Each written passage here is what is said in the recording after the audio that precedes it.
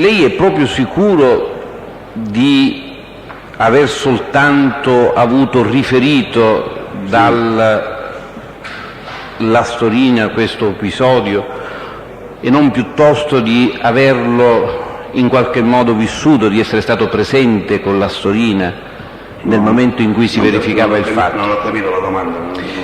Io le chiedo perché ovviamente dalle dichiarazioni rese al dibattimento da uno dei collaboratori di giustizia sembrerebbe che lei fosse addirittura presente, fosse con Astorina presente nel momento in cui lo stesso è stato oggetto dell'attentato.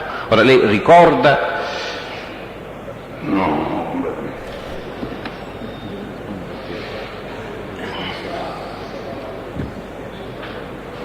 Non mi sembra molto deciso nella risposta. Presidente, le chiedo scusa.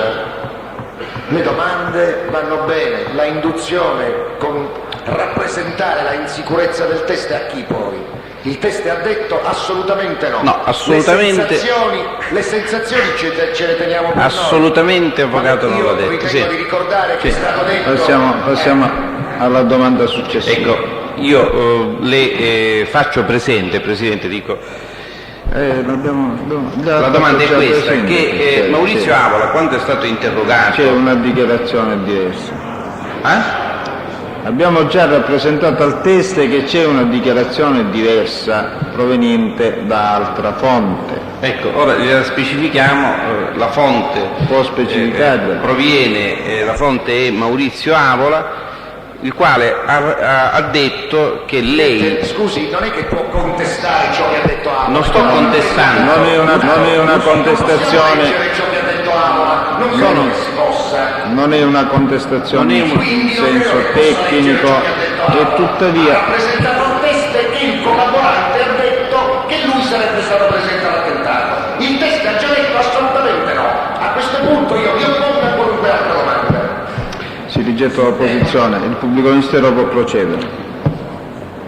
Avola ha riferito che tutto ciò mi è stato riferito dal vigile urbano, il quale mi ha raccontato il fatto, dice: io ho visto un movimento, ho preso tutto in una volta, mentre uscivamo dal bar ho sentito dei colpi di pistola e sono scappato. Completamente.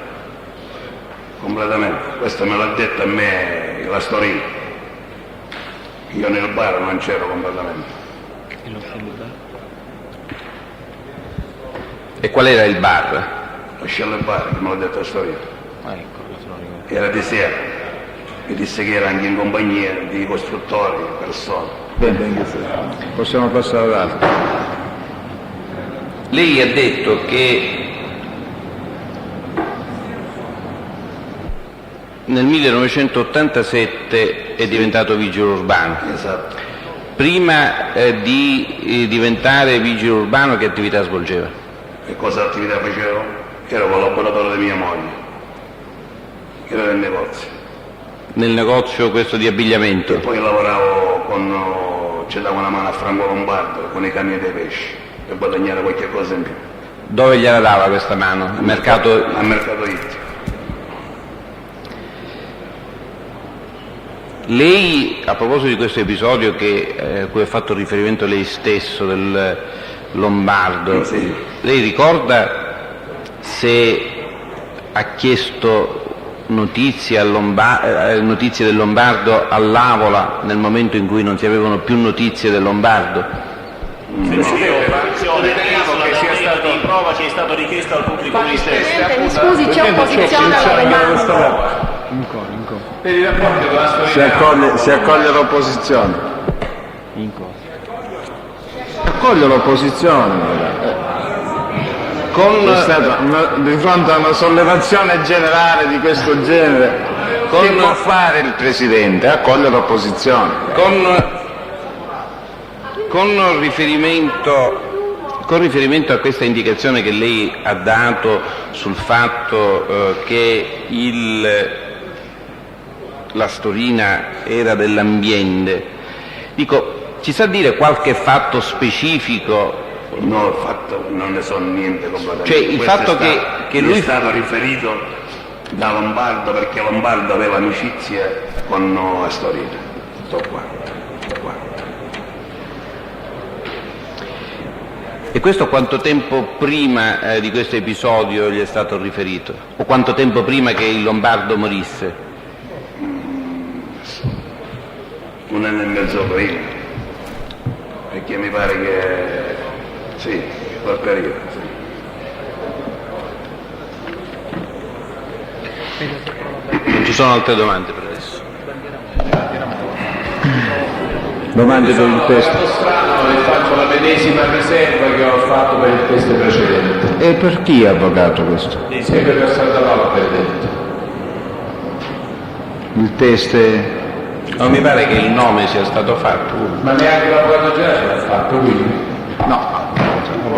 Comunque poi naturalmente non soltanto come controesame, avvocato, su questo dovrà essere più specifico una volta che si dovrà rivedere tutta la posizione, perché mi pare che per Santa Paola si pone un problema anche per altre cose, per altri momenti in cui non è stato presente all'udienza, non soltanto per oggi, e quindi bisognerà rivederle tutte queste situazioni, ma bisognerà in quella sede specificare perché il motivo perché lei vorrà procedere a controesaminare Messina Concetto, cioè dovrà specificare le domande che vorrà porgli, perché allo Stato mi pare che non ci sia nessuna relazione con la specifica posizione dell'imputato.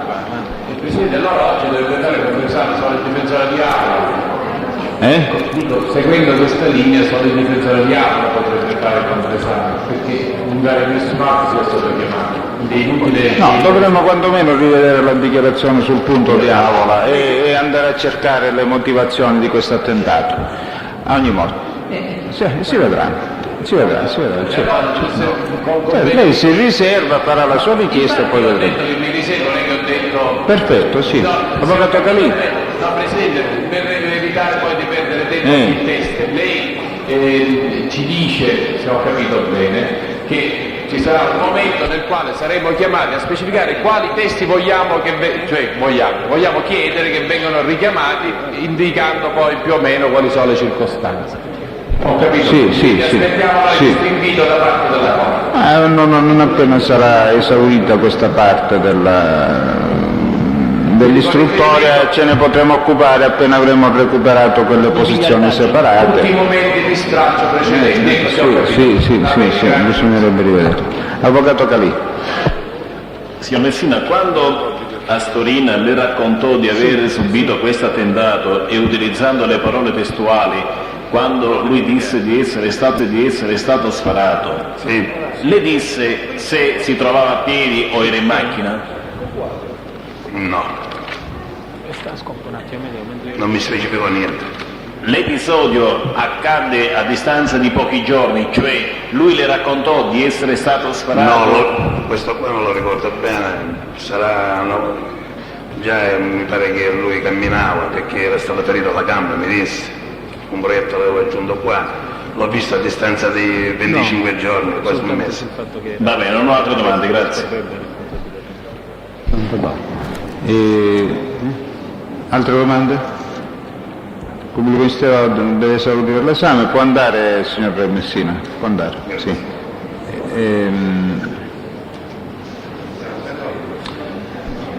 Astorina Sebastiano riguarda posizioni stralciate, no, mi pare che riguarda lo stesso imputato, o sbaglio? E ha fatto pervenire un fonogramma di impedimento per l'udienza di oggi. Che tipo di impedimento? Motivi di lavoro. Se c'è richiesta del pubblico ministero lo facciamo accompagnare per domani. Sì. C'è richiesta. Allora si dispone per l'accompagnamento del teste Astorina Sebastiano per l'udienza di domani. Riguarda lo stesso imputato, dico, non riguarda posizioni stralciate. Comunico che ho un impedimento assoluto per domani. Avvocato. Lo comunico sin d'ora alla Corte. Si farà sostituire perché non... il programma della Corte fu comunicato, è stato comunicato già da tempo. Sì, ma in ordine alla citazione di questo testo, mi perdoni Presidente, soltanto stamattina io ho appreso che sarebbe stato esaminato per oggi, adesso apprendo che sarà esaminato per domani. Signor Avvocato, questo è l'impedimento qui del test, non ci riguarda. Certo, Presidente, un attimo, mi faccia completare la mia dichiarazione. Sì. Desidero semplicemente portare a conoscenza della Corte che l'impedimento processuale in cui sono impegnato domani è inderogabile nella misura in cui il Presidente del Collegio mi ha comunicato che il Collegio in quella composizione si riunirà appositamente domani per poter completare il processo in corso avanti il Tribunale di Catania, seconda sezione penale. Procediamo oltre. Lei, il signor? Bandieramonte. Si avvicina al microfono, signor Bandieramonte, e legga la formula del giuramento. Consapevole della responsabilità morale e giuridica che assumo con la mia deposizione, mi impegno a dire tutta la verità e a non nascondere nulla di quanto è a mia conoscenza. La sua generalità, per favore. Bandieramonte. Bandieramonte Carmelo, nato a Catania il 18/2/57. Risiede a Catania. Risiede a Catania. Ascolti le domande del pubblico ministero. Signor Bandieramonte, che attività svolge? Io ho un laboratorio fotografico. In che zona, in che via, lo ricordo? Via Musumeci 103 a Catania. Da quando? Dal 1980. Ad ora? Tuttora? Ora sì. Senta, lei ha mai conosciuto una persona chiamata Samperi Severino Claudio? Sì. Può dire in che epoca l'ha conosciuta? Quando l'ha conosciuta? Ma guardi, la conosco da una vita, perché suo padre aveva un negozio di fiori vicino al mio negozio. Nella via Musumeci? In via Ventimiglia. In via Ventimiglia. Quindi prima lei aveva un... No, è molto vicino. Ah, bene.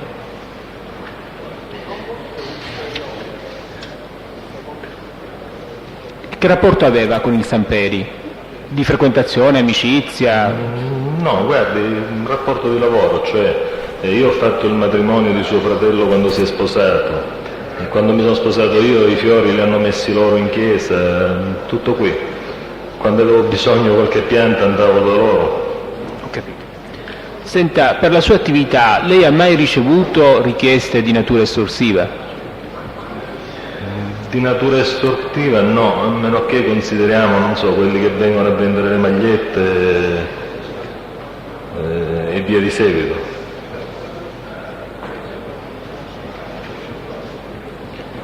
Tranne forse un episodio delle telefonate circa 4 anni fa, orientativamente, però che non ho mai capito se fossero veramente, cioè ce ne furono un paio ma poi sono finite nel nulla.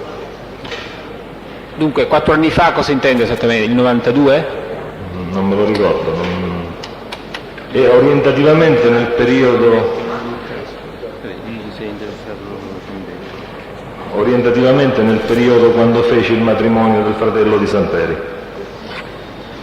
Senta, e quali erano le richieste di queste telefonate? Guardi, richieste si parlava di 20 milioni per telefono, però non ho mai capito se si scherzava o se stavano parlando veramente, perché sembrava un bambino all'altro capo del telefono.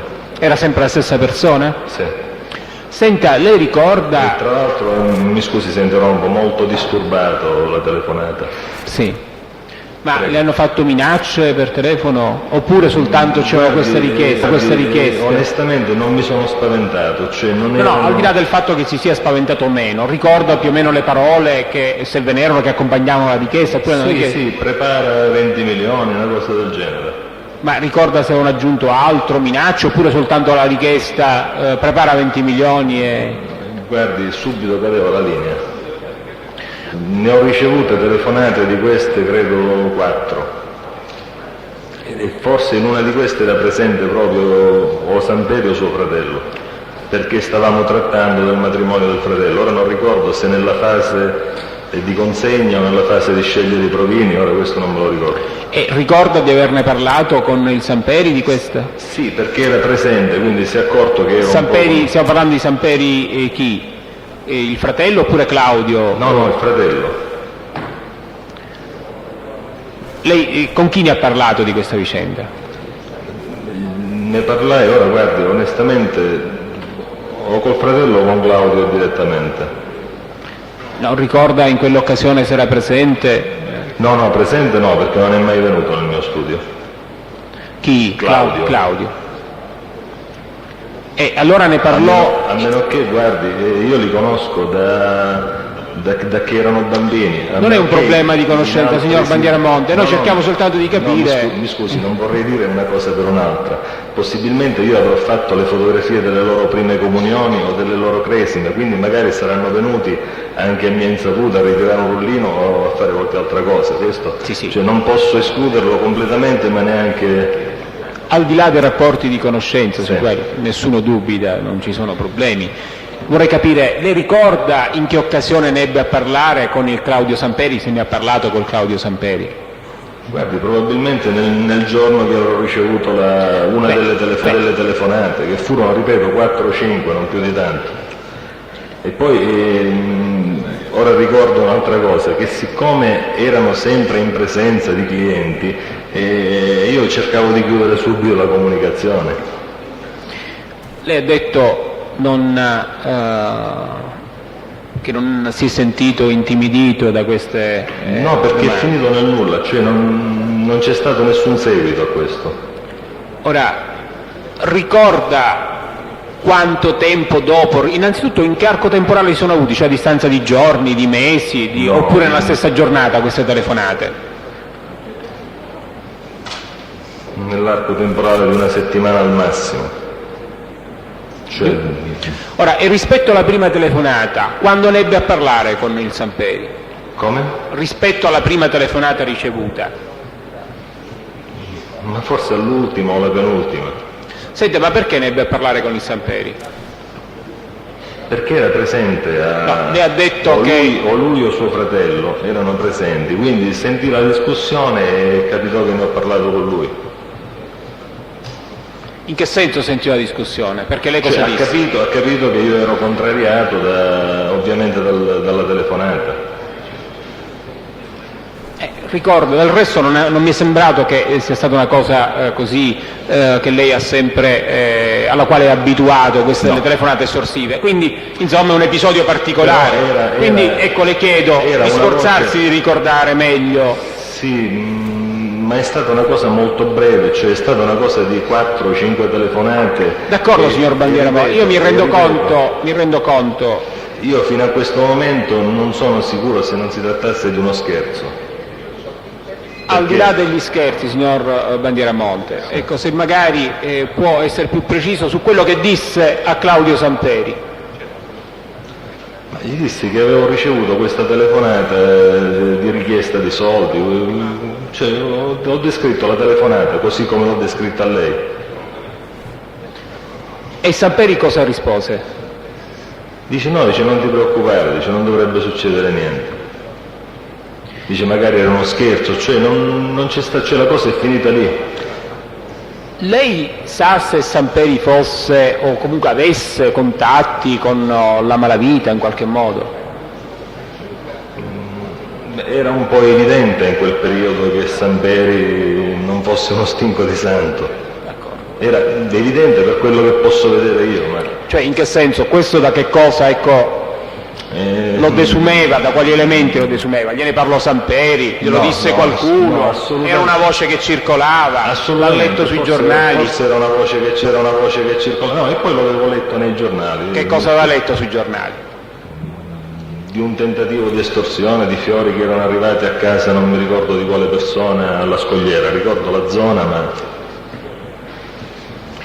Rispetto a quel fatto... Ovviamente trattandosi di una persona che ha il negozio vicino al mio, io mi sono ricordato... Sì, ma lei il Samperi lo conosce da parecchio tempo. Sì. Fu quella l'unica occasione in cui ha saputo che Samperi avesse contatti o comunque Ma guardi, rapporti? in quel periodo lessi parecchie volte il suo nome nel giornale, quindi sempre in seguito a fatti di cronaca.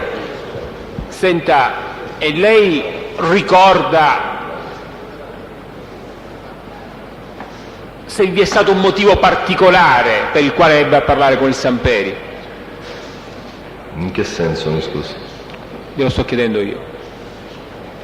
Particolare rispetto... Cioè, signor Bandieramonte, fu soltanto una cosa casuale che ne parlò con Samperi, oppure ne parlò perché lei si era sentito in qualche modo preoccupato o voleva interessare qualcuno? Questa è la domanda. No, ritengo che sia stato casuale perché era presente... Ritiene oppure è così, signor Bandieramonte? No, è così. Cioè che com'è? Cioè che casualmente il fratello aveva sentito qualcosa e ne avrò parlato io anche con l'altro fratello, con Claudio, che ripeto, capitava Senta, che lo lei dice incontravo. che il fratello ne aveva sentito qualcosa perché era presente, perché poi ne parla con Claudio?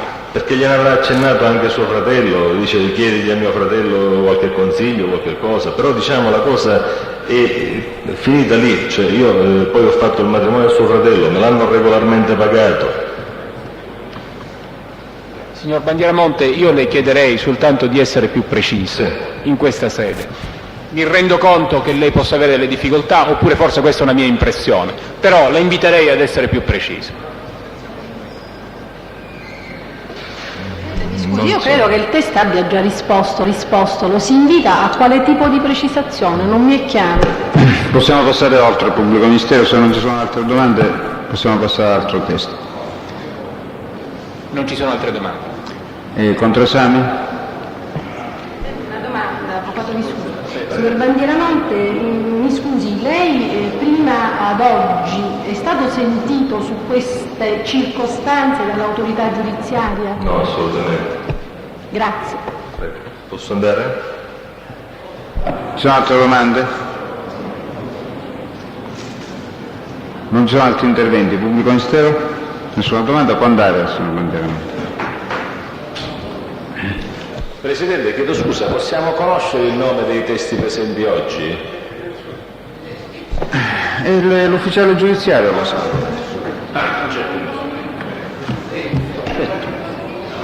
Questa è la più triste delle notizie, vero Presidente? Certamente, avvocato. Prego. Com'è sta cosa? Presidente, facciamo così, intanto impieghiamo il tempo facendoci dire al pubblico ministero che intende citare per oggi pomeriggio, domani e per domani pomeriggio. Io vorrei sapere intanto se l'ufficio del pubblico ministero ha notizia di presenze dei testimoni della solista per il pomeriggio. Signor Presidente, noi verbalizzanti indicati in lista siamo in grado di averli per oggi pomeriggio. Va bene. E quindi con un po' di calma lì. Sì, se ci può fare i nomi, dottor Marino. Allora, l'ispettore Trombetta Gabriele. Piano, dottor Marino, scusi, così li spuntiamo. L'ispettore Trombetta Gabriele. Sì. L'ispettore Costantini dello SCO. Il numero 10, numero 14. 14 è la Trombetta. Il dottore Montemagno Vincenzo, numero 16. L'ispettore Olivieri, numero 17. L'ispettore Valastro, 18.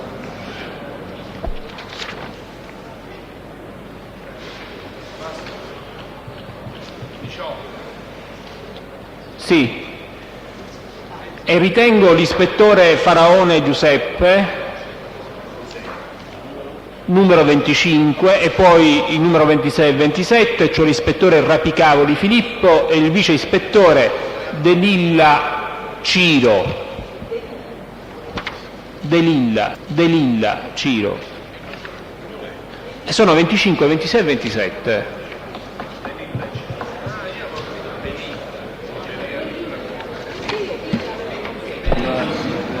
Prego il pubblico ministero di voler provvedere alla citazione dei rimanenti per la giornata di domani. Sì, Presidente. No, voglio dire che di assicurarsene e di rappresentare ora se ci sono difficoltà per qualcuno di... Sì, farà di tutto l'ufficio del pubblico ministero, però chiaramente se ci dovessero essere degli impedimenti, che ne so, persone che sono già fuori sede o che non è possibile rintracciarle immediatamente, questa può essere la difficoltà del pubblico ministero per domani. mi scusi dottore Marino, dico tutti i rimanenti, quindi compresi anche gli imputati di reato connesso collegato? Certo, dico, tutto certo. il programma? Entro domani. Quindi per domani? Certo. Nei limiti Per questo Cannella qui cosa si deve fare? Io ritengo per il Cannella che non sia possibile perché bisognerebbe attuare la videoconferenza, Presidente. Lo ritengo, per essere obiettivi e quindi mentre per Malvagna prego per Malvagna e per Trovato ci attiveremo per averne in qualche modo la presenza. Se l'invito del Presidente è questo. Domani deve essere esaurita la lista del pubblico ministero, con l'eccezione della Cannella. Allora sospendiamo e riprendiamo alle 15:30 puntualmente, visto che sono le 13, possiamo anche andare a casa.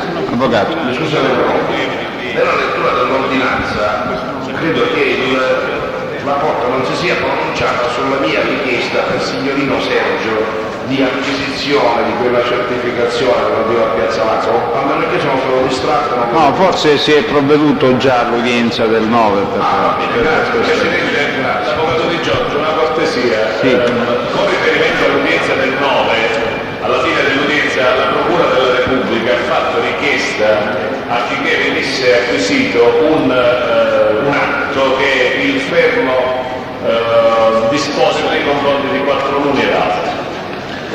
Non abbiamo potuto interloquire quella sera, non c'è stato il tempo per le ragioni che conosciamo.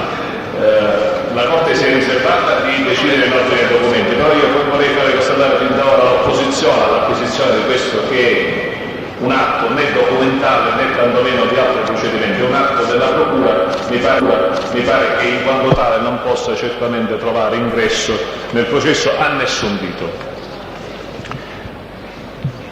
Presidente, Un'obiezione per il consigliere. se ritiene di darmi la parola, È un Presidente. provvedimento di fermo della Procura. Come?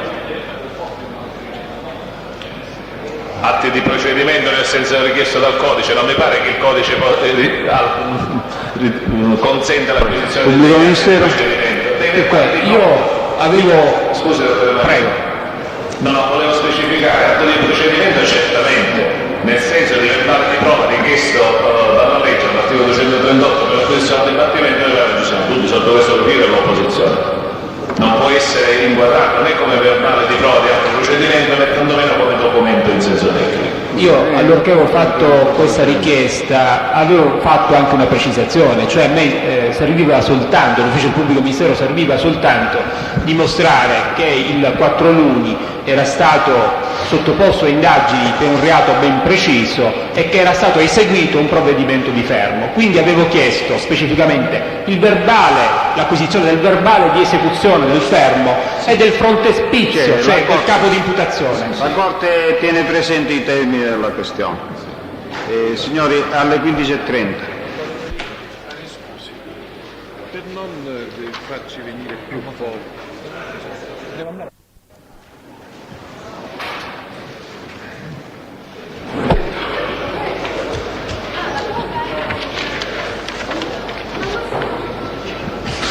Signor Pubblico Presidente, ministero. Un momentino. volevo innanzitutto comunicare che Un momentino per il verbale, se si deve verbalizzare. Possiamo? Sì.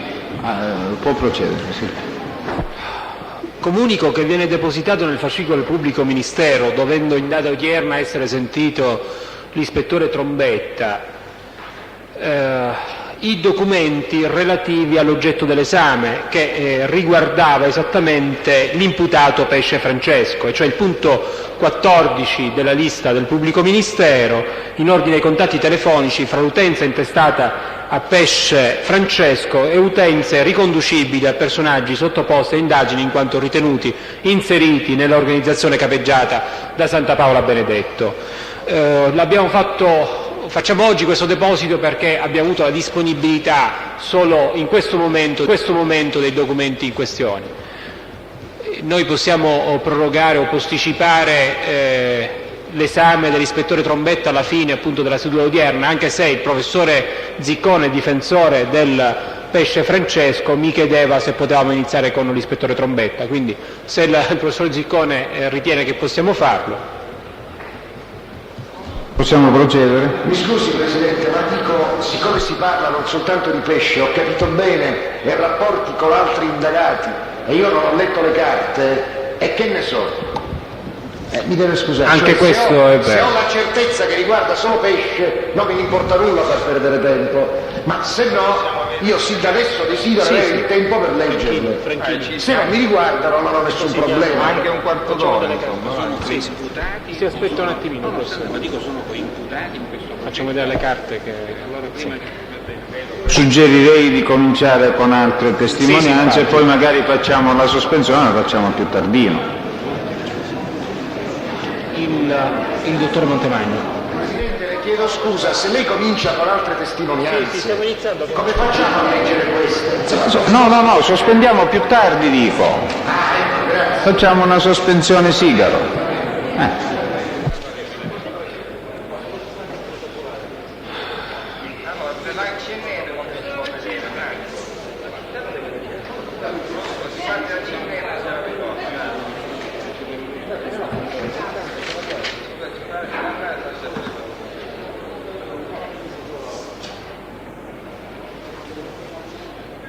Ecco, comunico intanto al pubblico ministero che è pervenuta una comunicazione del signor Bieli Giacomo che non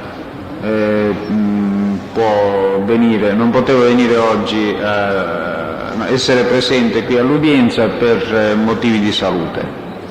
Il pubblico C'è ministero un certificato medico di giorni 3 per ipertensione. Il pubblico ministero rinuncia all'esame di Di Giacomo.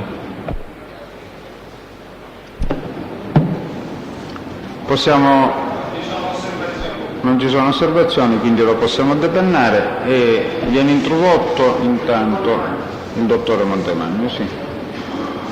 Si accomodi, dottore.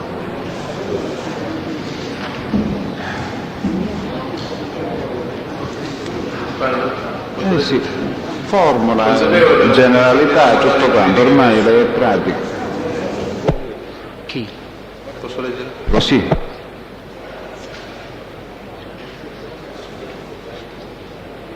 Consapevole della responsabilità morale e giuridica che assumo con la mia deposizione, mi impegno a dire tutta la verità e a non nascondere nulla di quanto è mia conoscenza. Nome, cognome e le sue funzioni. Montemagno Vincenzo, 7851, squadra mobile. Di Catania, sì. Pubblico ministero. Dottore Montemagno, sono state delegate alla squadra mobile attività di indagini che riguardavano Marcello e Alberto Dell'Utri. Sì. Può specificare qual era l'oggetto della delega innanzitutto? Sì. L'oggetto della delega della direzione distrettuale era conoscere se Marcello o Alberto Dell'Utri avessero compiuto tra gli anni 90 e 94 dei viaggi in Sicilia ed in particolar modo a Catania.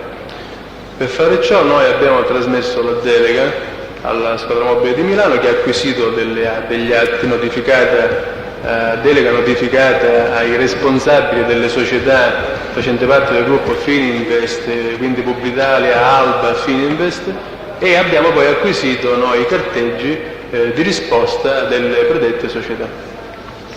Può riferire sugli esiti? Sì, gli esiti sono che risultano una serie di viaggi fatti con la compagnia Five Viaggi da parte di Marcello Alberto Dell'Utri in località quali Palermo e Catania, tra gli anni, ripeto, 90 e 94. Per quanto riguarda specificamente Marcello Dell'Utri e per quanto riguarda i viaggi fatti nella città di Catania, può indicare il periodo e da dove appunto risulta questo tipo di accertamento?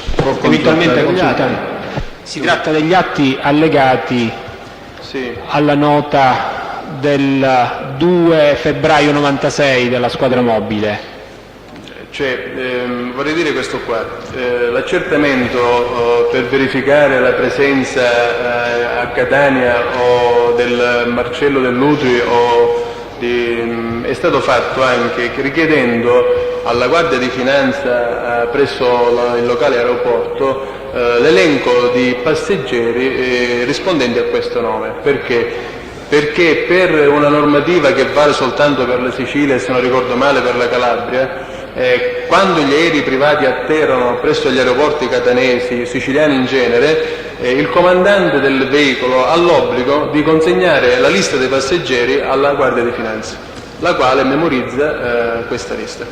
Quindi, facendo questa richiesta alla Guardia di Finanza di Catania, di Stazza, all'aeroporto, noi abbiamo riscontrato tutte le volte che Marcello Dell'Utri in particolar modo ha raggiunto Catania con veicoli privati, in particolar modo dell'Alba Servizi, che è una compagnia privata. Appartenente al gruppo, io dico Fininvest in generale, insomma. Sì, sì. In effetti risulta, l'accertamento è stato richiesto per gli anni che interessavano l'autorità giudiziaria, e dal 90 al 94 abbiamo un elenco completo delle volte in cui Marcello Dell'Utri è arrivato con l'Alba Servizi, con orari di arrivo e di partenza. Può indicare esattamente le volte, dottore, se è possibile leggerlo dal tabulato? Dal 90 al 94 risultano 16 volte con l'Alba Servizi. In che anno esattamente? Dal 90 partiamo noi dal 26/5 del 90 e concludiamo l'accertamento che ci dà la Guardia di Finanza col dicembre del 94. E nel 92 quanti viaggi vi sono stati? Qui risultano 7 volte. Stiamo parlando di Marcello Dell'Utri, sempre di Marcello Dell'Utri. Stiamo parlando sempre di Marcello Dell'Utri. Risulta il 16/5 del 92, il 17/5 del 92, il 23/5 del 92, il 24/5 del 92, il 6 giugno del 92, il 13 giugno del 92 e il 23 dicembre del 92, con orario di arrivo e poi di partenza. Mentre nel 91? Nel 91 risulta soltanto il 15/6 del 91. Nel 93, dottore? Nel 93 risulta, sempre secondo la Guardia di Finanza, il 24/9 del 93. Soltanto una volta? Soltanto questa volta con l'Alba Servizi. Con l'Alba Servizi. Mentre nel 90? Nel 90 risulta 2 volte, il 26/5 del 90 e il 23/6 del 90. Rispetto, a questi viaggi per i quali è stata possibile accertare la data, vi risultano altri viaggi attraverso altri tipi di accertamenti fatti dal Marcello Dell'Utri innanzitutto nella città di Catania? Dunque, noi abbiamo adesso l'elenco che la FAEV Viaggi ha mandato, che sono le copie delle prenotazioni dei biglietti compiuti dalla FAEV Viaggi stessa. La FAEV Viaggi cos'è esattamente? La FAEV Viaggi è una compagnia, parte del gruppo, che fa parte del gruppo Fininvest, se non dico una cosa errata, ecco, tanto per capire. Loro ci hanno mandato tutta la documentazione relativa ai viaggi compiuti da Marcello Alberto Dell'Utri nelle città siciliane, per anno, sempre così come richiesto dall'autorità giudiziaria. Quindi eventuali integrazioni li possiamo fare consultando pagina per pagina questi allegati. Questo tipo di accertamento è stato fatto anche attraverso gli alberghi siciliani? Come alberghi siciliani noi abbiamo fatto tramite un'interrogazione al terminale nazionale. Solitamente le questure, nel momento in cui ricevono dagli alberghi la schedina alloggiati, la inseriscono in terminale che poi provvede a memorizzare in campo nazionale. Abbiamo fatto una richiesta generica se negli anni interessanti Marcello Alberto Dell'Utri abbiano alloggiato in alberghi siciliani. Risulta soltanto, ci risponde così direttamente il centro, soltanto in 2 occasioni viene registrato Marcello, se non ricordo male. nel 91, adesso un attimo. Ecco, Marcello Dell'Utri dell'11/9/41 viene memorizzato 2 volte, alloggiato in Villa Igea di Palermo, il 17/6 del 94 e il 3/12 del 94. Chiaramente questo riscontro dipende dalla possibilità che ha la questura nell'inserire a tempo debito la schedina, oggi non averla inserita, può essere anche dimenticata. Ho capito. Mentre per quanto riguarda Alberto Dell'Utri, attraverso la Guardia di Finanza avete riscontrato viaggi? No, perché noi abbiamo chiesto alla Guardia di Finanza sia di Alberto che di Marcello. La Guardia di Finanza ci risponde solo per Marcello, mentre Alberto i riscontri si possono fare consultando gli allegati della Five Viaggi che ci indicano i nomi accanto al mister Dell'Utri, perché la Five Viaggi ci manda una prima tranche di risposta senza specificare quale dei 2 fratelli ha compiuto il viaggio, poi diciamo perfeziona la risposta indicando in calce se è Marcello o Alberto o se è ambedue. Senta, voi avete compiuto accertamenti circa la possibilità dei funzionari Fininvest di utilizzare la compagnia privata della Fininvest, della Alba Servizi? Certo, perché anche loro stessi ci rispondono. Cioè, noi abbiamo chiesto se Marcello e Alberto Dell'Utri direttamente agli interessati, diciamo, avessero usufruito di voli privati. La società ci risponde che può darci soltanto i periodi in cui gli aerei privati dell'Alba hanno fatto scalo in aeroporti catanesi, perché non sono in possesso della lista dei passeggeri che il comandante dell'aeromobile ha l'obbligo di compilare e di consegnare soltanto agli aeroporti siciliani.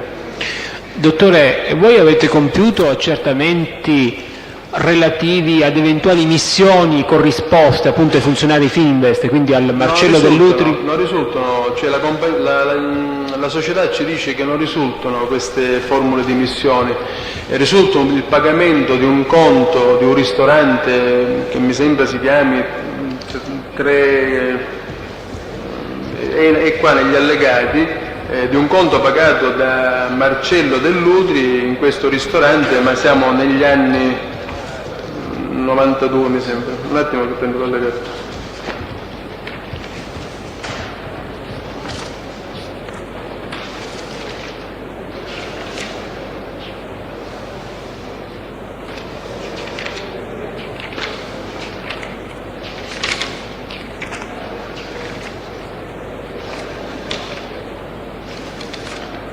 Comunque c'è soltanto la fattura di un ristorante, ecco qua, Motto del Gallo,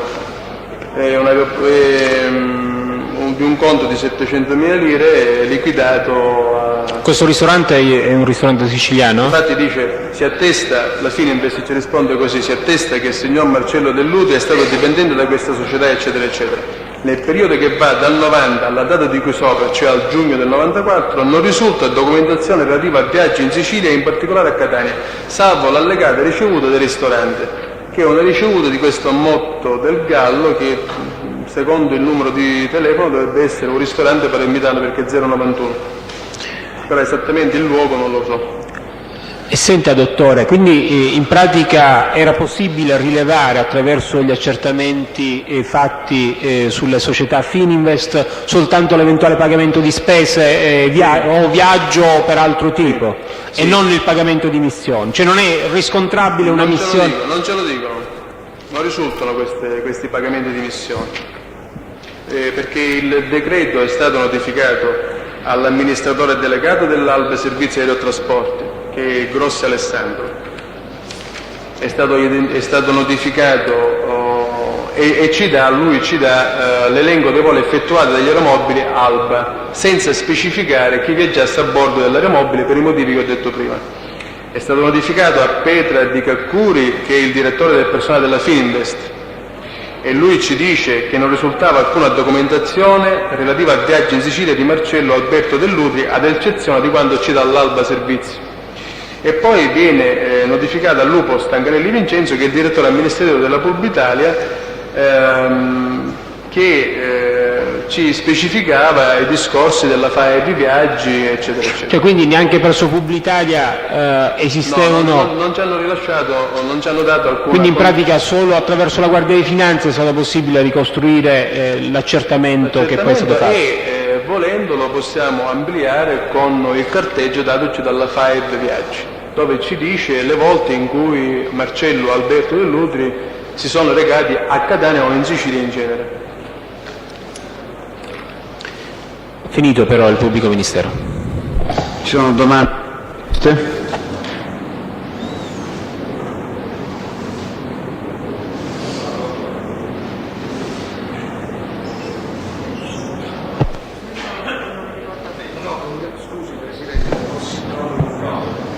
Possiamo licenziare il dottor Montemagno? Sì.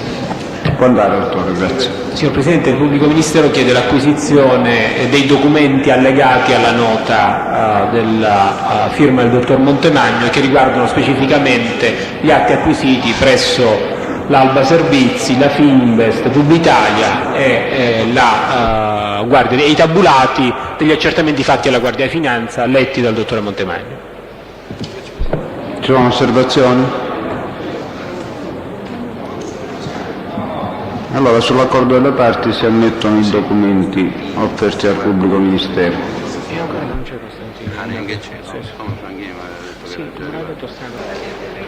Presidente, le chiedo scusa, e questo signore si chiama Rapicalli? Dovrei interloquire prima che si introduca il testo. Prima che si introduca? Sì. Si apparti allora.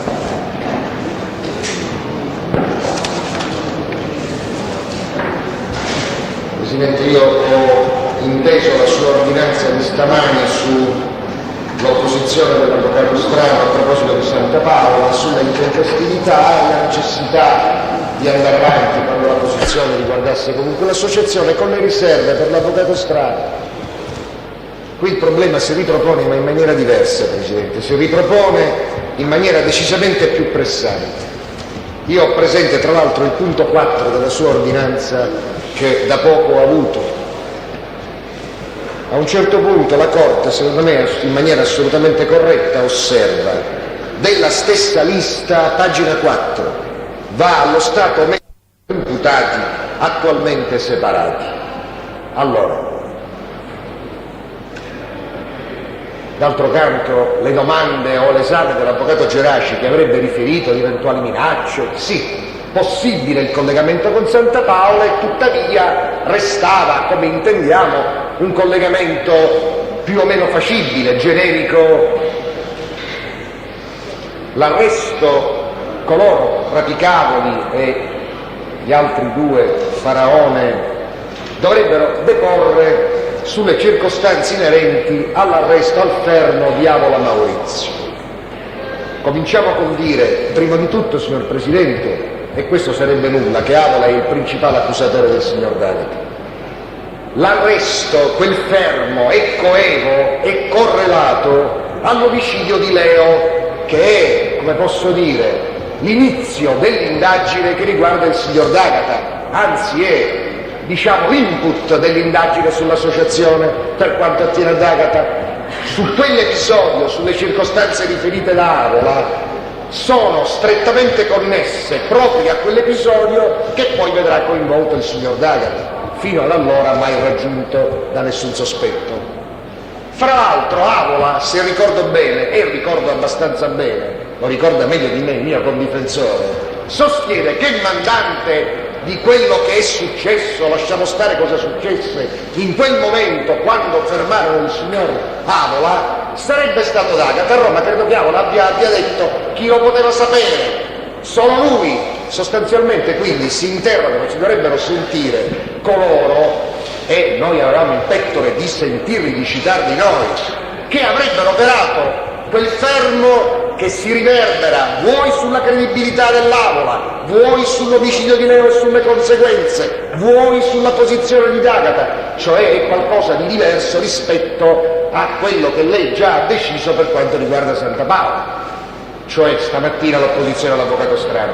Mi rendo conto che resterebbe salvo per me la possibilità di controesaminare. Non è la stessa cosa, Presidente. Prima di tutto perché, per come lei intende, D'Agata ha un preciso diritto ad assistere e seguire qualcosa che lo riguarda direttamente, ma il suo difensore, a prescindere dal controesame, che fra l'altro il codice prevede fatto immediatamente dopo, per quello che vale. Io non ho bisogno di molte parole per illustrarle che qui siamo.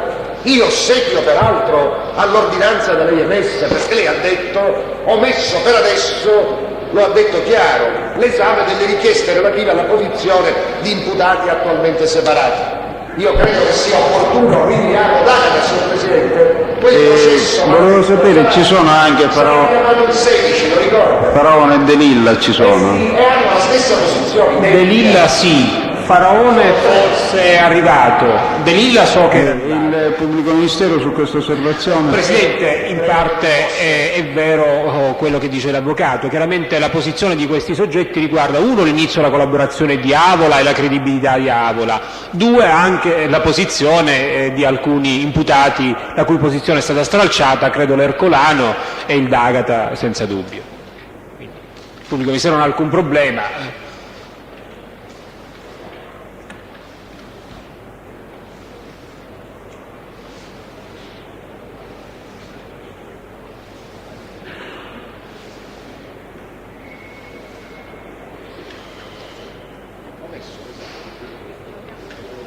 Quindi ci sembra opportuno rinviare l'esame di questi testimoni. Se no possiamo magari indicarlo, se l'ufficiale giudiziario potesse dirlo a Faraone, Rapicavoli e De Lilla, che verranno chiamati in altra... Sì, ma dovrebbe dire che si tengano comunque a disposizione, diciamo, orientativamente per mercoledì prossimo. Per mercoledì prossimo, se l'ufficiale... Per il caso che dovessero essere ammessi. De Lilla e Faraone. Per mercoledì prossimo, che si tengano a disposizione per mercoledì prossimo. Innanzitutto vediamo se ho capito, quando ho interpretato messo la posizione, anche questi sono ancora sotto giudice, è così? Certo. Bene, quindi, che si tengano a disposizione, non che si tengano a disposizione, non che... non ci piove, si tengano a disposizione, però la Corte non si è ancora pronunciata. Chiaramente.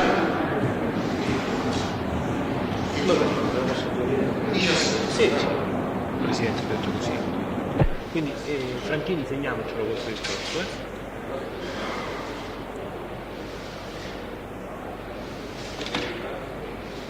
Se sono pronti per la posizione di Pesce io chiamerei l'ispettore Trombetta, se no chiamo l'ispettore Oliveri.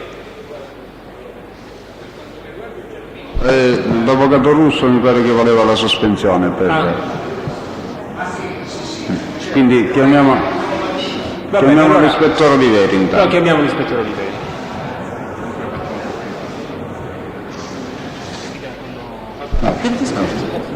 Dico, si accomodi, voglio dire che da qualche parte il problema deve essere stato affrontato.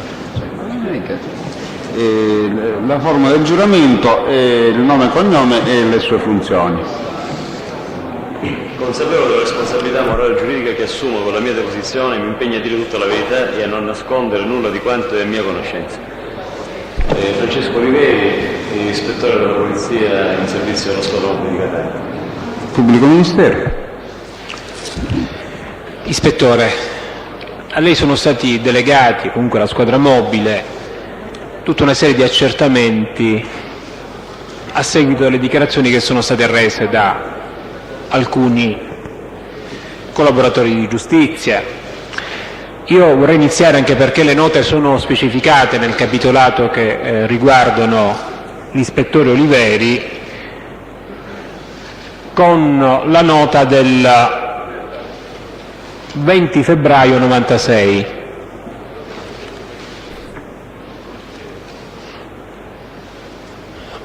Magari eventualmente con l'autorizzazione del Presidente potrà l'ispettore consultare gli atti, perché si tratta anche di accertamenti anagrafici, quindi molto probabilmente sarà necessario. In merito ai colloqui avuti da Di Leo Giuseppe, avete compiuto accertamenti, vi sono stati delegati accertamenti, e l'esito degli stessi? Sì, abbiamo accertato che Di Leo Giuseppe ha avuto colloqui con Di Leo Vincenzo Rosario, che è il germano, presso la casa circondariale di Messina l'11 maggio 92 e il 6 agosto 1993. Quindi chiedo scusa, ho detto il periodo di detenzione. I colloqui sono stati il 16 gennaio 1993 e il 10 febbraio 1993. Mentre il periodo di detenzione? La detenzione va dall'11 maggio 92 al 6 ottobre 93 come casa circondariale di Messina. E il periodo di detenzione è relativo a chi esattamente? Di Leo Vincenzo Rosario. Vincenzo Rosario. Per quanto riguarda invece gli accertamenti compiuti su Filormo Francesco e sui rapporti di affinità o parentela con la famiglia Santapaola e in merito alla disponibilità di esercizi pubblici, di esercizi generi alimentari, chiedo scusa, quali sono stati gli esiti? Presidente, scusi, solo avvocato Strano. Lei ritiene che il PM possa fare domande su Santa Paola, sulla famiglia Santa Paola, famiglia credo in senso anagrafico, vista l'assenza di Santa Paola Benedetto? C'è opposizione a questi temi da parte di questa difesa?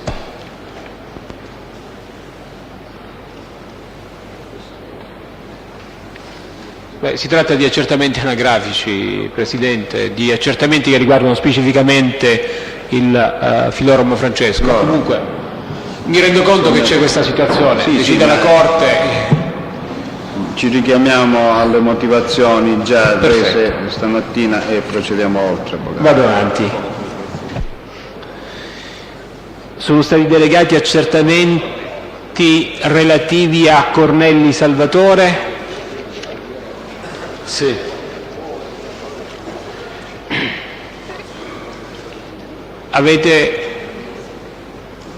Abbiamo accertato se Cornelli Salvatore fosse imparentato con Cornelli Giuseppe. Cosa è emerso? Il risultato che Cornelli Salvatore, nato a Catania il 2 gennaio 51, è imparentato con il padre, che si chiama Cornelli Giuseppe, nato a Noto il 14 febbraio 27, e il figlio a nome Cornelli Giuseppe, che è nato a Catania il 4/5/72.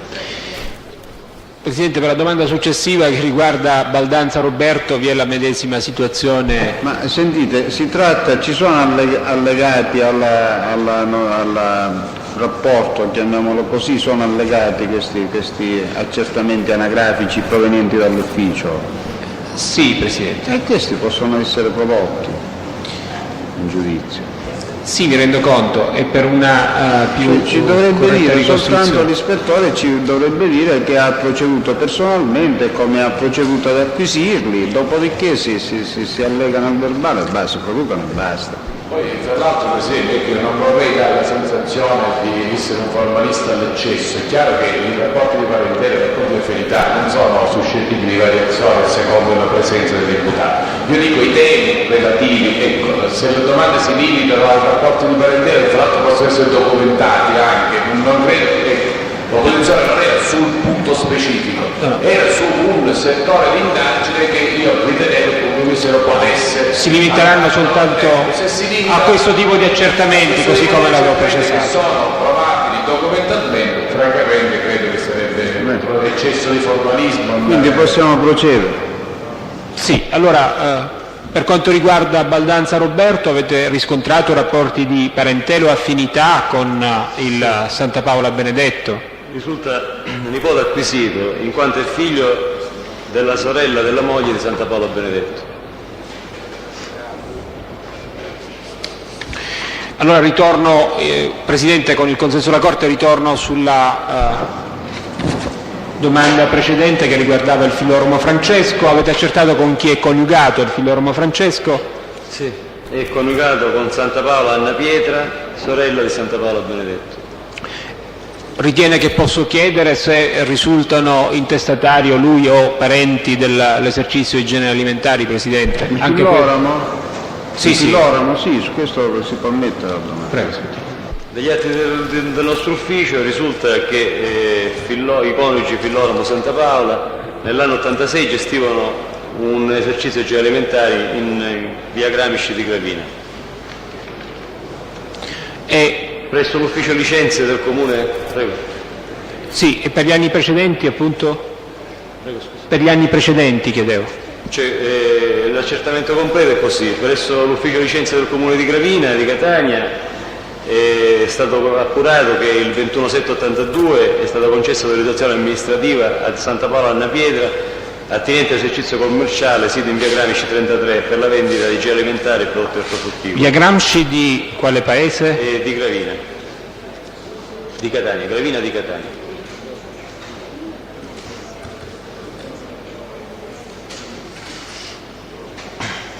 E poi sul numero civico dove era allocato questo esercizio vi sono state delle modifiche successivamente, Ispettore?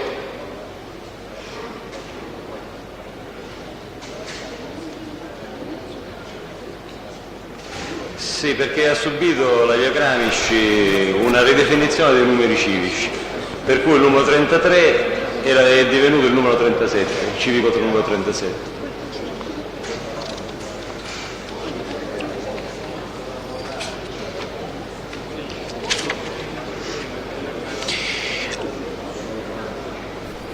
Avete compiuto accertamenti circa Reyes Cristina Desi e Reyes Riccardo Giuliano? Sì, ci è stato richiesto di verificare se fossero germani. E sono Reyes Cristina Desi, nata a Pozzuoli il 14/9/66, e sorella di Reyes Riccardo Giuliano, nata a Catania il 19/2/1968.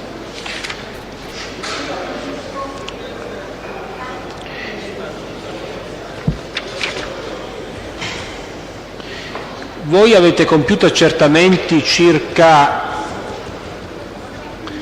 l'attività lavorativa del Reyes Riccardo? No.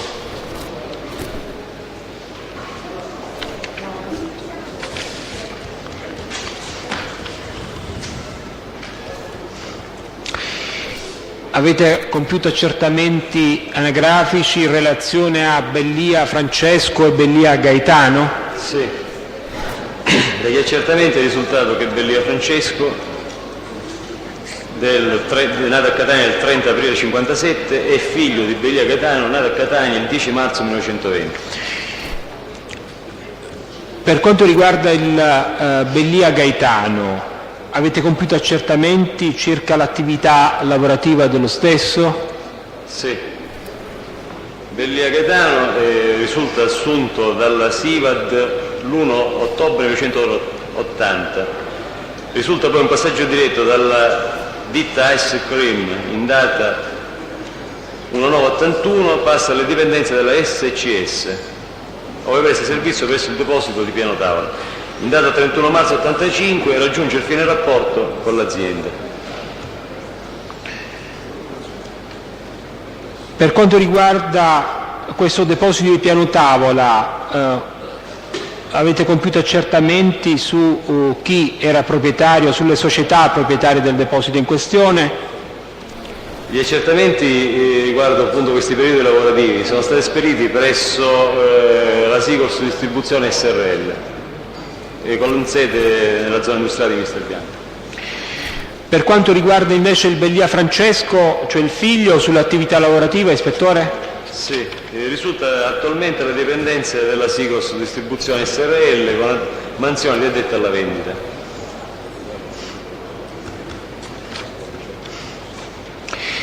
In merito a tale Litrico Giuseppe, sì. Avete compiuto accertamenti e in ordine all'identificazione, in ordine all'attività lavorativa, secondo la delega fatta dall'Ufficio del Pubblico Ministero? Sì, sempre questi accertamenti sono stati esperiti presso la Sigos Distribuzione SRL e risulta che il Litrico Giuseppe, nato a Catania il 19/7/1913, è stato dipendente SIVAD dal 24 ottobre 72 al 30 aprile 73.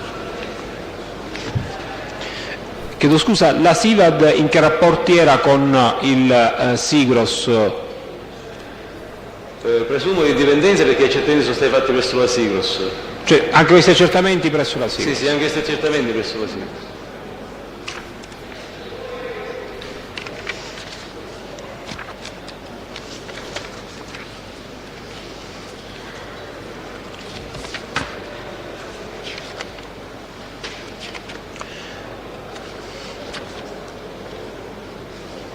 Per quanto riguarda ancora il Bellia Gaetano, adesso faccio riferimento alla nota del 14 marzo 96. Sì. Per quanto riguarda il Bellia Gaetano, avete compiuto accertamenti circa eventuali precedenti penali o giudiziari, ispettore? Sì, accertamenti fascicolari presso l'archivio della questura. E risulta che Bellia Gaetano venne condannato per furto aggravato e ricettazione, unitamente a tali Buda Carmelo, Sorge Gaetano, Vitale Antonino e Gargano Nofrio, in data, questo accertamento è un estratto della sentenza emessa dalla Corte d'Appello di Catania in data 27 marzo 51.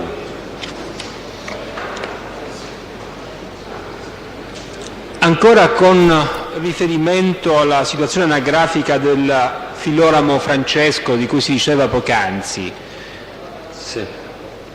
Avete compiuto accertamenti in merito a rapporti di parentela o eventuali rapporti di parentela con tale Filoramo Luigi? Sì. Filoramo Francesco è figlio di Filoramo Ernesto ed anche Filoramo Serafino Luigi è figlio di Filoramo Ernesto, però sono da diverse nozze. Cioè, mentre Filoramo Francesco è figlio di Filoramo Ernesto e trovato Francesca, Filoramo Serafino Luigi è figlio di Filoramo Ernesto e di Floridia Vincenza.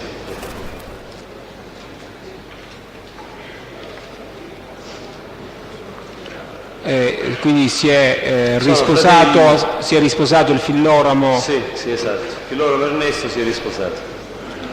A seguito appunto della... se può specificare? È rimasto vedovo e sì, quindi perfetto. si è risposato.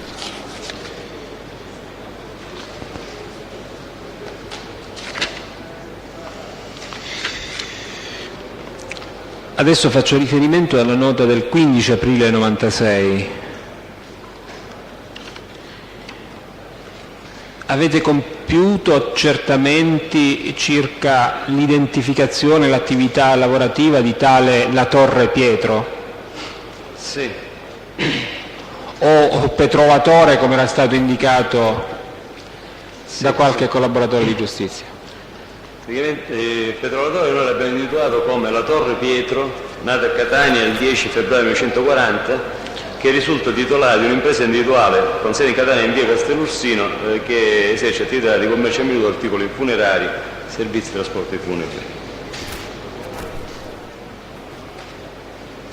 E la residenza della Torre Pietro invece come... Catania, Catania, Corso dei Mille, numero 13. Numero 13.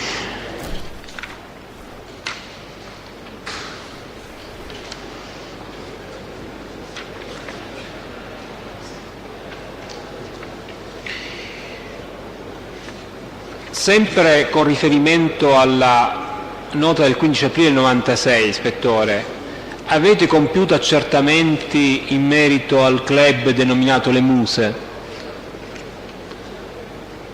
Sì.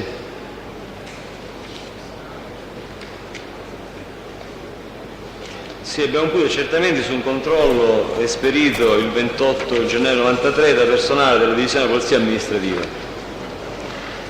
Presso il locale denominato... In che data, chiedo scusa, ispettore? La data del controllo? Sì. 28 gennaio 93. 93. E in quell'occasione sono state individuate delle persone, ispettore? Sì, il personale che ha operato ha individuato delle persone che posso passare a enunciare. Sì, ispettore.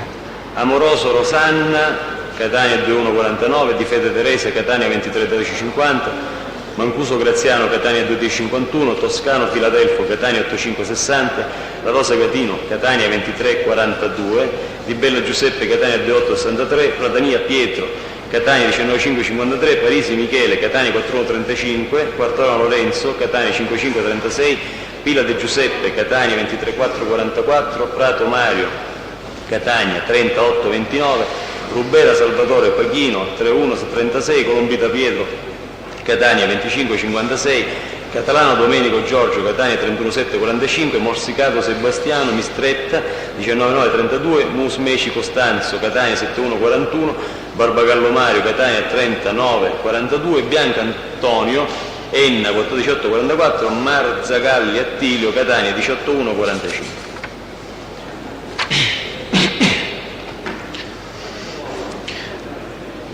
E avete compiuto accertamenti su chi fosse presidente del club? Sì, il presidente risultava al momento del controllo Cannizzaro Rosario Catania 14253.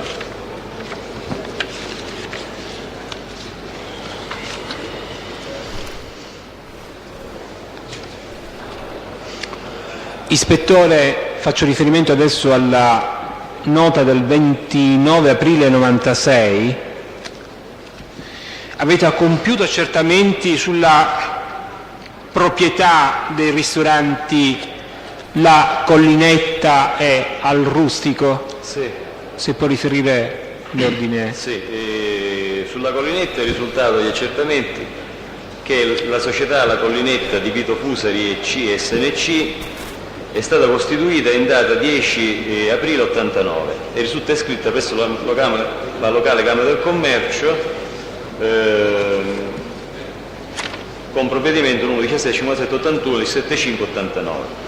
I costitutori della società sono Fusari Vito, nata a Cesaro Messina 2448, Giordano Patrizia, nata a Catania 6262, e in data 4 dicembre 90 la società è stata sciolta e in precedenza era stata già ceduta e venduta a Garozzo Carmelo per conto della società Rustico SRL. In che data risulta questa cessione, ispettore? 26 giugno 1990. Mentre per quanto riguarda il Rustico? Mentre il Rustico risulta iscritta in data 27 giugno 75 l'impresa individuale al Rustico di Fusari Vito, titolare di licenza di pubblico esercizio lasciata dalla Questura di Catania. Il ristorante soci in San Gregorio di Catania, via Catira 2. In data 30/11/76 è stata costituita la società Vito Fusari EC SAS, è iscritta presso la Camera di Commercio il 21/7/77. La società risultava composta così: Fusari Vito, nata a Cesaro Messina il 2448, socio comandatario; Romano Salvatore, nata a Catania il 95/1930, socio comandatario; De Lorenzo Rocco, nata a Scilla, Reggio Calabria, il 21/45, socio comandante; Garozzo Giovanni, nato a Catania il 13/3/1932, socio comandante; Garozzo Carmelo, nato a Catania il 13/3/43, socio comandante. Questa società è titolare della licenza di pubblico esercizio e risulta essere Fusari Vito. Il 27/12/88 la società cambia denominazione in Al Rustico SRL. Il 26/1990 Fusari Vito e Giordano Cioè Patrizia. il 20 giugno? Sì, il 20 giugno, sì. Sì. Fusari Vito e Giordano Patrizia cedono e vendono la società La Collinetta a Garozzo Carmelo, il rappresentante della società Rustico SRL. A Garozzo Carmelo viene rilasciata la licenza di pubblico esercizio del Questore di Catania il 12/9/1991. Il 27 febbraio 1995 Fusari Vito cede le proprie quote di partecipazione azionaria a Garozzo Carmelo, Garozzo Giovanni, De Lorenzo Rocca e Romano Salvatore, uscendo dalla società. In atto la società Rustico gestisce il ristorante Rustico, sito in San Gregorio di Catania, e il ristorante La Collinetta, sito in San Gregorio di Catania, rispettivamente in via Catira 2 e via Circonvallazione senza numero. E quindi la proprietà, se ho ben capito, Sì. è nelle mani della medesima persona? Sì. Avete compiuto accertamenti anagrafici relativi a Fichera Paolo? Sì. Può riferire sugli stessi? Sì, è stato verificato che fosse la moglie di Fichera Paolo. Fichera Paolo, nata a Catania l'3/29, risulta coniugato con Garozzo Maria fu Giuseppe Strano Maria, nato a Catania il 2/1/1933. E poi ha figli Fichera Angela, 23/7/57, Fichera Maria Cristina, 22/10/60, Fichera Alfio, 23/11/63. E avete accertato se vi fossero rapporti parentela fra la moglie del Fichera Paolo, cioè Garozzo Maria, e il nuovo intestatario, proprietario dei locali La Collinetta e al Rustico? Sì, Garozzo Maria, di cui abbiamo detto, risulta sorella di Garozzo Giovanni e Garozzo Carmelo, soci azionisti della società al Rustico SRL.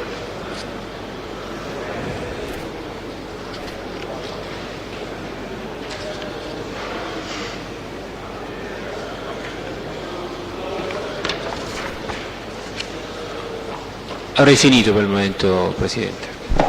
Ci sono domande per il test?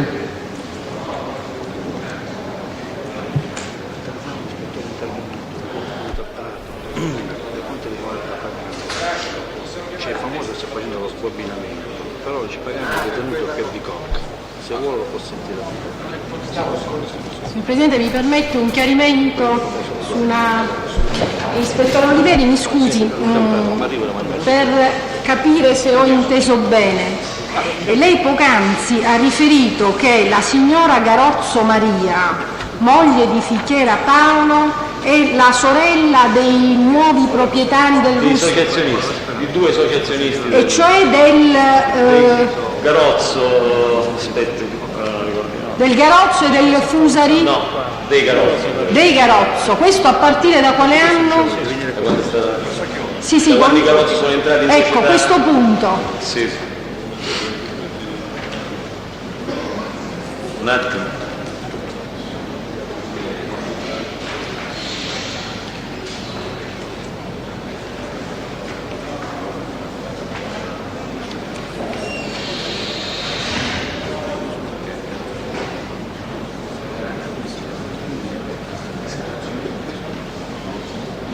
Quindi il Rustico, diciamo che è un'impresa individuale a Rustico, abbiamo già detto, diffusa, ripeto.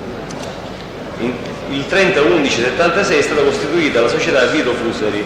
Sì. Di questa società facevano parte Garozzo Giovanni e Garozzo Carmelo. Poi successivamente hanno avuto anche altre quote. Quindi la prima data qual è? La prima traccia è 30/11/76. 76. Sì, nella società Vito Fusari. Poi Ed è presente anche Garozzo. sono presenti Garozzo Giovanni e Garozzo Carmelo come soci accomandanti. E poi sono sempre presenti in quella trasformazione di cui lei diceva? Sì, hanno avuto una cessione di quote di partecipazione azionaria da parte di Fusari del 27/2/95. Grazie.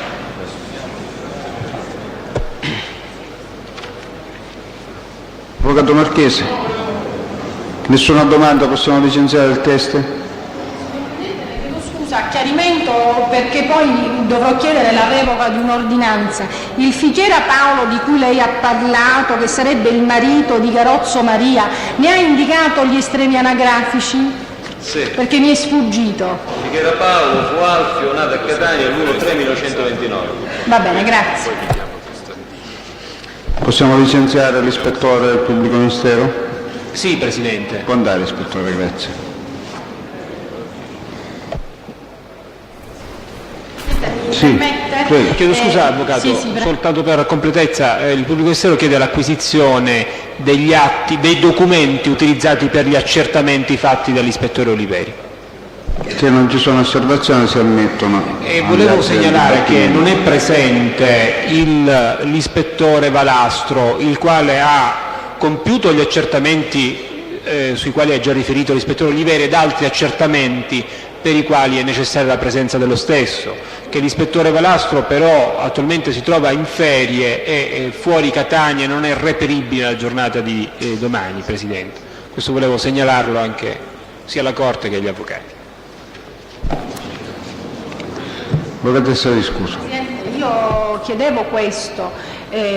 La Corte ricorderà che vi era stata una richiesta ai sensi del 197 di audizione di Fusari e Garozzo con riferimento al Filistad. e la Corte aveva ammesso, poiché dall'esame del test Oliveri sono emerse delle circostanze che dovevano costituire oggetto di domande da parte della difesa sia al Fusari che al Garozzo, per ragioni di economia la difesa a questo punto rinuncia all'audizione di questi due testi indotti. Osservazioni? Ne prendiamo atto. Il prossimo test?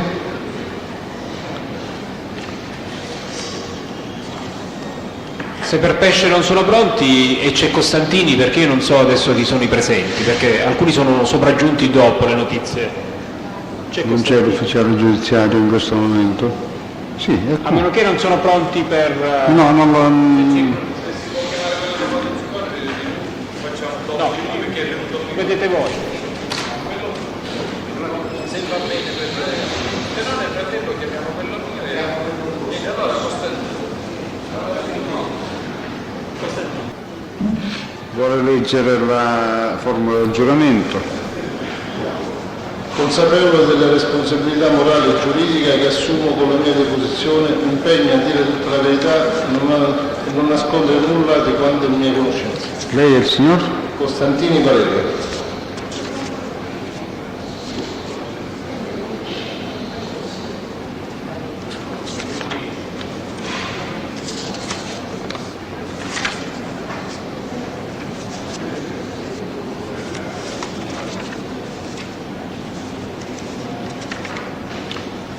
Punto 10, Presidente. Cognome, nome e la sua qualifica, l'ufficio dove presta servizio. Costantini Valerio, nato a Chieri il 17/11/50. Il suo grado? Prego? Il suo grado? Ispettore. Ispettore di polizia, in servizio? Presso lo scolo di Roma. Bene, pubblico ministero può procedere. Ispettore, l'oggetto della sua deposizione riguarda un accertamento che risulta essere stato compiuto anche da lei in data 13 e 16 giugno 92 nell'ambito di un'attività di indagine che riguardava l'organizzazione capeggiata da Santa Paola Benedetto compiuta dall'ufficio a cui le appartiene. Ricorda innanzitutto questo tipo di attività? Servizio di osservazione? Sì, questi servizi di osservazione li ricorda? No, innanzitutto, glielo chiedevo innanzitutto in generale per inquadrarlo nell'epoca. Sì.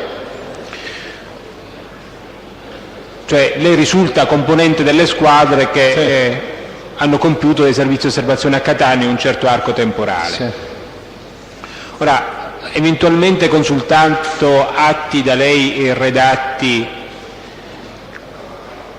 ricorda di aver compiuto accertamenti nei confronti di Santa Paola Francesco, figlio di Benedetto, e Tomaselli Giuseppe e Valle Lucio? Per un incontro mi pare, se non ricordo male. Innanzitutto, per questi servizi di appostamento e pedinamento operati, che lei ricordi, venivano sempre redatte relazioni di servizio o note o annotazioni? Annotazioni. Ora, lei ricorda se sono state fatte nei confronti dei soggetti che le ho menzionato poc'anzi delle note o relazioni di servizio? Sì. Può riferire allora su quel tipo di accertamenti, se le ricorda, o eventualmente consulta le annotazioni, ispettore? Se no...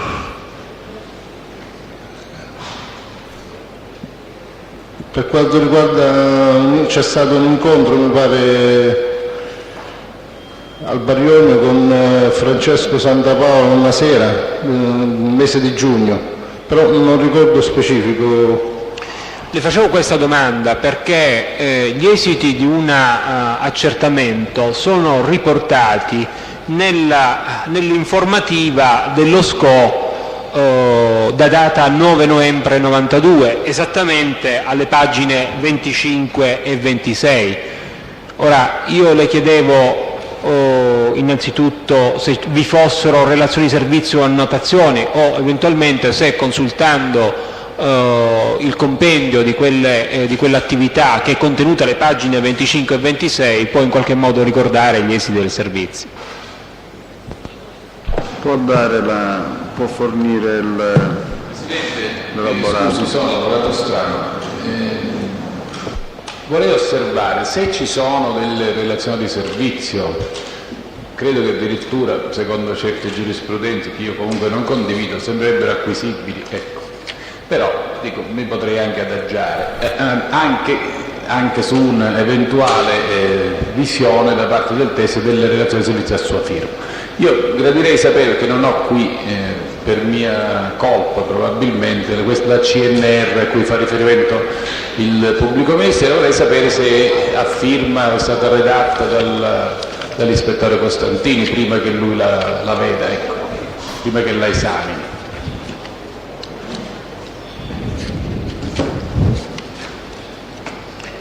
Perché un ricordo l'ho già riferito, ecco, diciamo, sulla storicità di questo avvenimento, però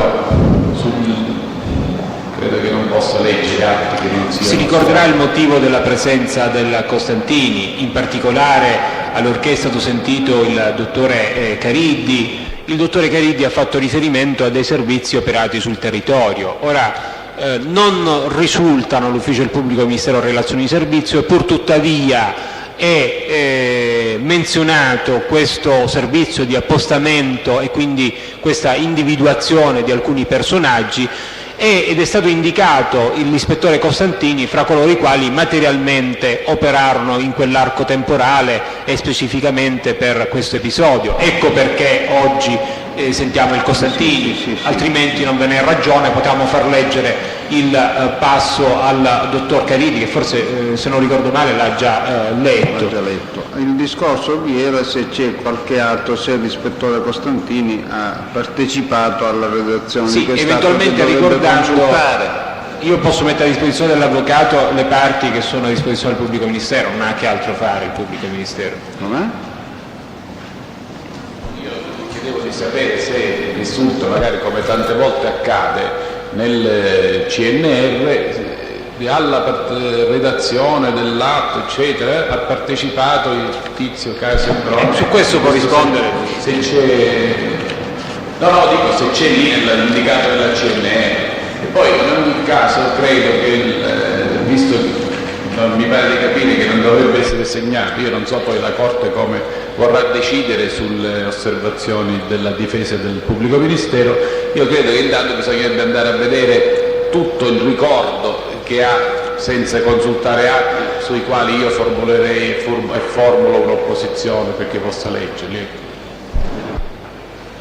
Il discorso della consultazione degli atti mi pare che è stato già affrontato, è stato risolto nel senso che possono essere consultati gli atti la cui paternità risulti formalmente attraverso la sottoscrizione o sostanzialmente, diciamo così, attraverso un rapporto organico. Al di fuori di queste ipotesi non è ammessa la consultazione degli atti. Quindi se non risulta dal contesto della notizia, non so cos'è, dell'informativa, non risulta una partecipazione dell'ispettore Costantini, dobbiamo proseguire sul tema del ricordo e non anche della consultazione degli atti. Innanzitutto possiamo chiedere, lei ha partecipato alla redazione dell'informativa, ispettore? Alla redazione dell'informativa? No. Ha partecipato, Beneduce? Sì. All'epoca ero assistente, quindi non ho partecipato alla redazione. Alla redazione. Ora, per quanto riguarda, lei innanzitutto ricorda di un accertamento operato nei confronti di Francesco Santapaola, Tomaselli Giuseppe e Valle Lucio? Allora, su Tomaselli ricordo, il giorno preciso, il mese di giugno mi pare, del 92, un incontro avvenuto alle 23 davanti al bar di Via Ionio, se non sbaglio. Però il giorno. E questo incontro riguarda chi, ispettore? Tomaselli Giuseppe con Santapaola Francesco. Francesco intende il figlio di Benedetto? Esatto.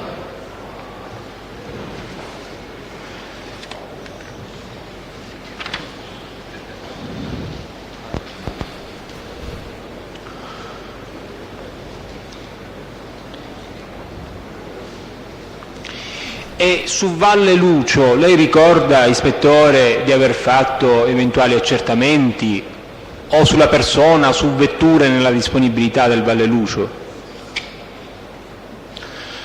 Dunque, se non vado errato, 3-4 giorni dopo questo episodio che ho anzidetto, la mattina c'è stato un incontro con Tomaselli, Di Benedetto e Santa Paola Salvatore e un'altra persona che poi, se non sbaglio, fu identificato per Valle Lucio tramite l'autovettura, se non sbaglio è intestata alla moglie.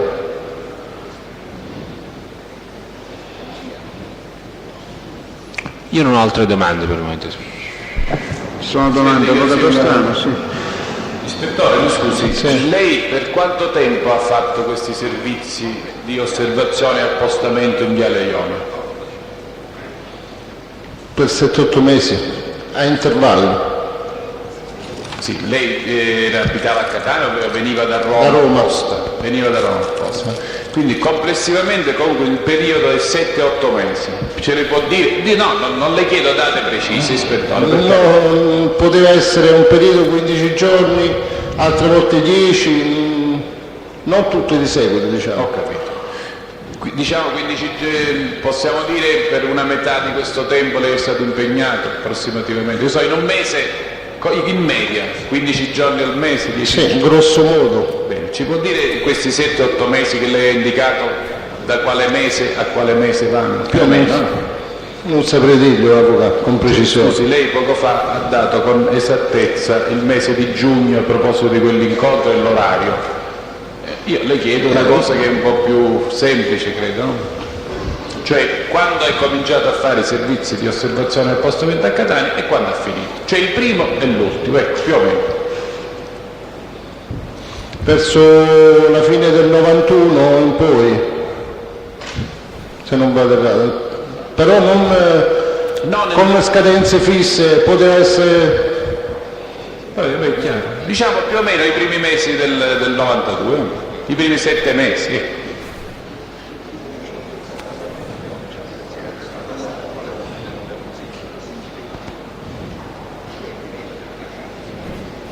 Lei ha riferito tutto quello che ricordava su questo incontro fra Tomaselli e Santa Paola? C'è stato un saluto, un incontro, sì. Solo questo? Quello che ho visto. Va bene, grazie, non ho altre domande. Presidente, una domanda sola. Lei ha fatto appostamenti solo in Viale Ionio o anche in altre zone di Catania? E anche in altre zone. Ci sa dire quali? In varie zone di Catania. Ce ne indica qualcuna? Posso dire via Sgruppillo. Poi? Piazza Galatea, mi pare. No, Piazza Europa, se non vado errato. Ha fatto appostamenti a Ognina? Prego? A Ognina, presso un distributore di benzina? Anche. E ricorda cosa ha visto? Prego? Ricorda cosa ha visto in questi appostamenti? Ha notato qualcosa di particolare? Ci sono stati dei rilievi di targa, di cose così, ma niente di particolare quando sono stato via. Va bene, grazie, nessun'altra domanda. Mi scusi, però l'ho voleto stranamente. Presidente, su questa nuova risposta, cioè via Sgroppillo, era interessata questa zona perché ci abitava qualcuno in particolare? Che ci abitava la signora Menniti, Sì. la famiglia Santa Paola. Ho capito. E in questi appostamenti lei ha segnalato qualche episodio particolare? Particolare no. Grazie. Pubblico Ministero, altre domande? No. Presidente, io volevo fare una domanda. Sì, Io avvocato vorrei Marchesi. però ricordare che l'oggetto dell'esame, al di là della credibilità che si vorrà vagliare in tutti i modi, ma che l'oggetto dell'esame era limitato a 2 punti precisi, così come indicati dal Pubblico Ministero, proprio nel capitolato, signor Presidente. Avvocato Marchesi. Presidente, nel corso degli appostamenti a Viale Ionio avete fatto anche